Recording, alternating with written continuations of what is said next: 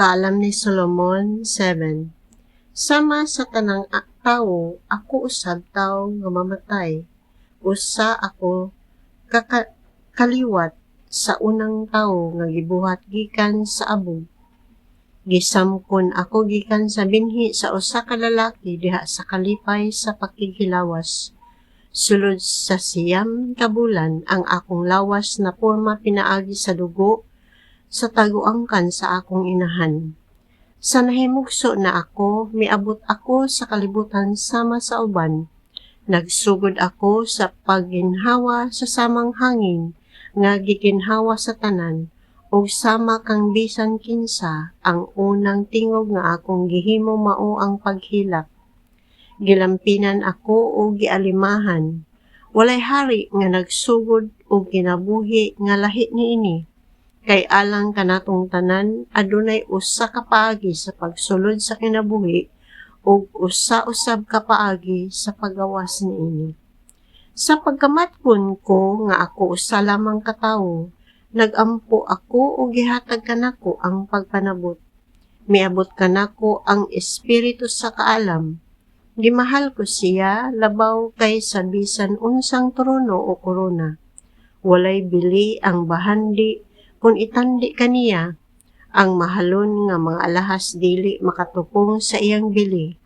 Kung itandi sa kaalam ang tanang bulawan sa kalibutan, mahisama lamang sa usa ka pudyot nga balas ug ang plata mahisama lamang sa lapok. Gimahal ko siya labaw sa maayong panglawas ug sa maayong panagway.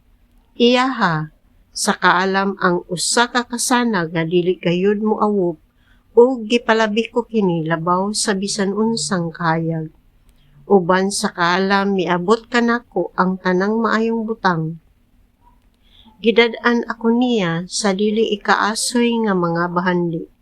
Nalipay ako niining tanan tungod kay ang kaalam nagdala niini ngari kanako. Wala ako makaamgo kaniadto nga siya mao ang tinubdan niining tanang mga butang. Kinasing-kasing ang akong pagkat-on gikan kaniya ug karon nalipay ako sa pagpakig-ambit sa akong nakatunan. Walay makahurot sa mga bahandi sa kaalam. Gamita kining mga bahandia ug kamo mahimong mga higala sa Dios. Uyon siya sa tanan nga inyong nakatunan gikan kaniya. Nagampo ako sa Dios nga ang akong mga hunahuna mahimo untang takos sa akong nakatunan ug nga magsulti unta ako subay sa iyang kabubuton. Siya mao ang giya sa kaalam ug siya nagabadlong kanila nga maalamon. Ubos kita sa iyang gahom ug awtoridad. Kita mismo ang atong mga pulong ug ang tanan nga atong pagpanabot ug kahibalo.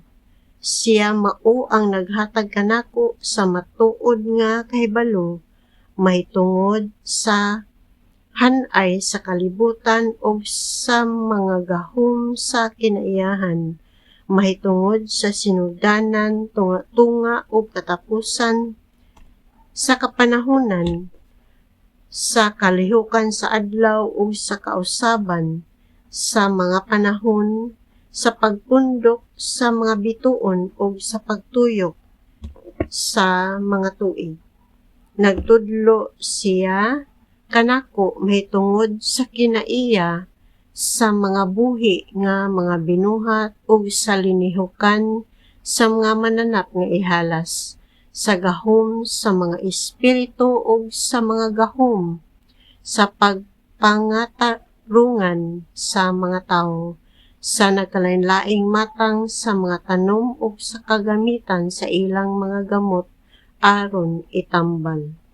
Nakakat-on ako sa mga butang nga nahibaloan na kaayo ug sa mga butang nga wala pa gayud mahibaloi sugad masukad, tungod kay ang kaalam nga maoy nagporma sa tanan nga ania sa kalibutan mauman ang nagtudlo kanako.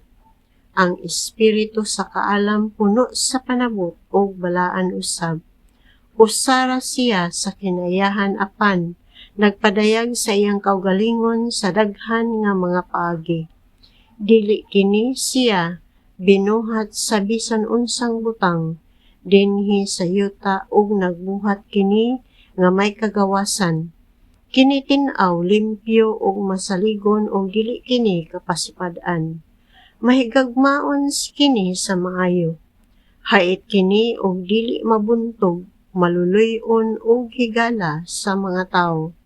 Kasaligan kini og dili kaduhaan ug walay kabalaka.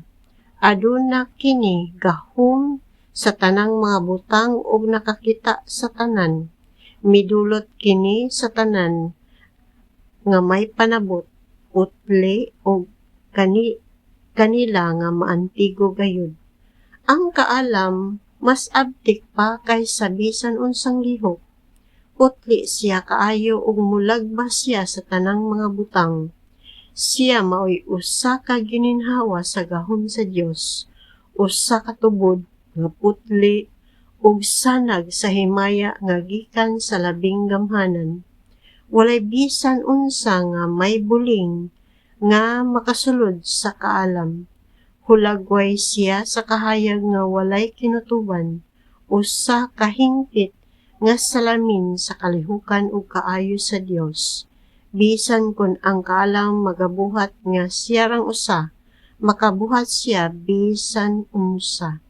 Bag-ohon niya ang tanan, bisan kun siya mismo dili mag-usab-usab.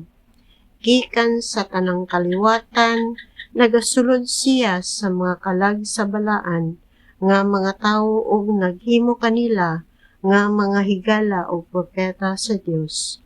Wala nay mas gihigugma sa Dios kaysa mga tawo nga suod sa kaalam.